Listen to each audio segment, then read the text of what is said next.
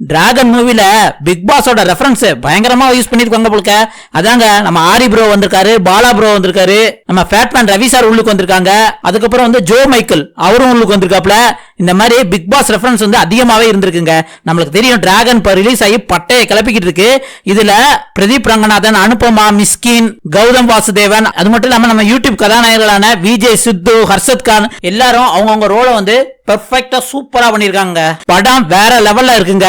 First ஹாஃப்ல பூரா விஜய் சித்து வந்து பிரதீப் கூட வந்து கலக்கலங்க கலக்கிருப்பாங்க.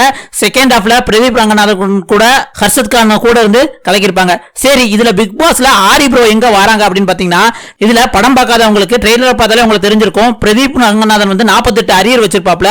வேலைக்கு போகாம ஃப்ரெண்ட்ஸ் ரூம்ல, அதாவது விஜய் சித்துவோட ரூம்ல வந்து உட்கார்ந்து டயத்தை போய்கிட்டு இருக்கப்ப பொழுதனைக்கு டிவில விஜய் டிவில உள்ள பிக் பாஸ் தான் பாத்துக்கிட்டு இருக்காங்க. அதுவும் வந்து நம்ம ஆரி ப்ரோ பாலாஜி ப்ரோட ஃபைட் இருக்குல்ல, அதைத்தான் ஃபுல்லா பாத்துக்கிறாரு. 24/7 பாக்குறாங்களா. ஆனா அந்த சீசன்ல 24/7 கிடையாது, 1 hour ஷோ மட்டும் தானே அப்படின்னு தான் நம்மளுக்கு கேட்க தோணுச்சு. இருந்தாலும் பிக் பாஸ் ரெஃபரன்ஸ் அங்க வச்சிருக்காங்க. அது மட்டும் இல்லாம சீசன் 8 கண்டஸ்டன்ஸான ஃபேட்மேன் ரவி சார், அவர் வந்து ஒரு ரிவ்யூவரும் கூட, அவரும் ஒரு முக்கியமான ரோல்ல வந்து இந்த படத்துல நடிச்சிருக்காரு. படம் பார்க்காதவங்க படத்துல போய் பாருங்க. ஒரு முக்கியமான கேரக்டர், அதாவது வந்து பிரதீப்புக்கு வந்து ஹெல்ப் பண்றாப்ல ஒரு கேரக்டர் வரும்.